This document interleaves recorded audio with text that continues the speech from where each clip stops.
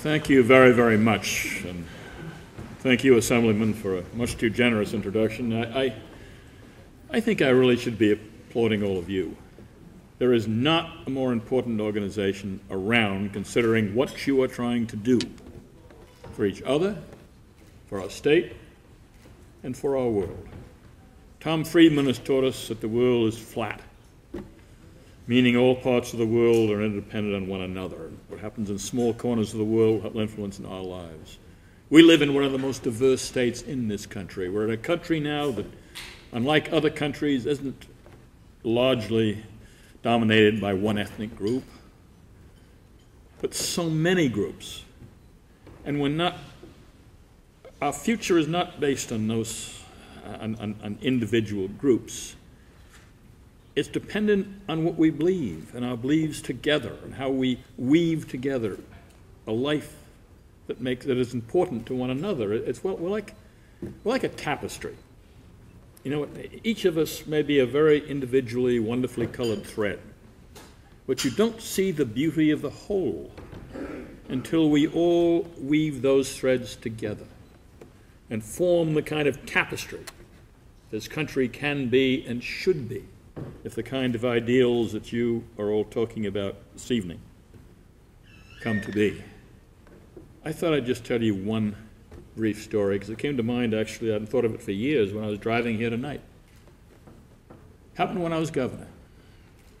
There was in Monmouth County, it was a very cold winter's evening, and a young man was coming home from school, and he passed a pond, and one of his other students who had been ahead of him had tried to cross the pond, but it wasn't quite cold enough, and the ice broke.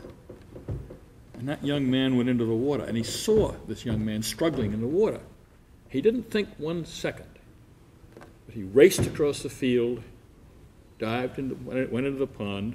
The ice cracked under him too, and they were both of them struggling in the water, but he was able to hold up this first young man's head above the water. And eventually rescuers were able to come around, and they dragged them, and they saved them both. And the most remarkable thing about the story to me is when they were on shore and making sure they were both all right, he looked around, and the young man that he had saved was his brother, his younger brother.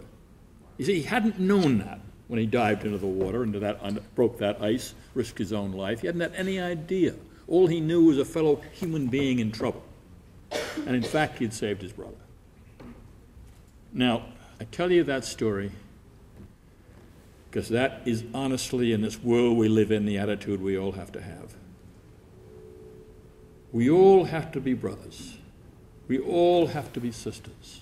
We have to think of each other in those terms, not as members of a single family, working together to make this state, community, and this world a much, much better place.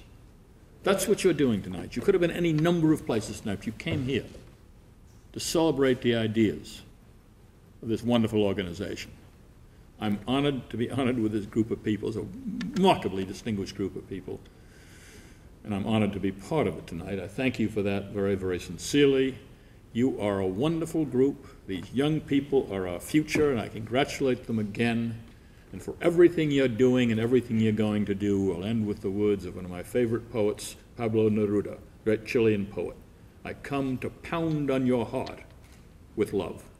Thank you very much.